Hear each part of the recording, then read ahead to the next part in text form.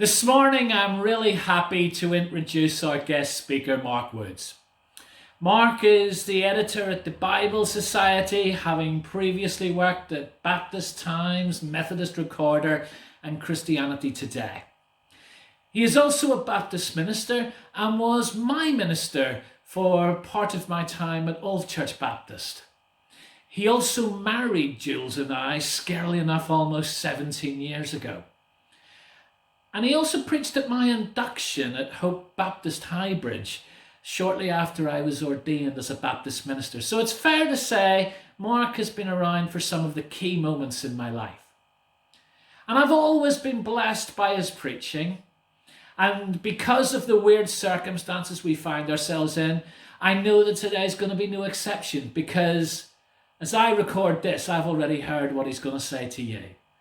And I hope it blesses you as much as it blesses me. Today we are continuing our time in the fruit of the Spirit.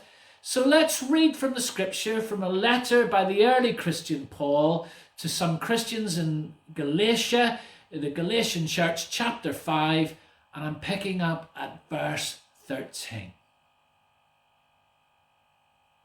You were called to freedom, brothers and sisters. Only do not use your freedom as an opportunity for self-indulgence, but through love become slaves to one another.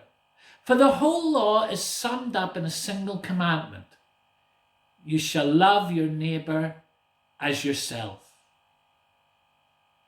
If, however, you bite and devour one another, take care that you are not consumed by one another. Live by the Spirit, I say, and do not gratify the desires of the flesh. For what the flesh desires is opposed to the Spirit, and what the Spirit desires is opposed to the flesh. For these are opposed to each other to prevent you from doing what you want.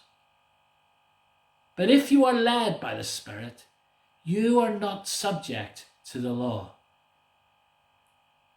The fruit of the Spirit is love, joy, peace, patience, kindness, goodness, faithfulness, gentleness, and self-control. There is no law against such things.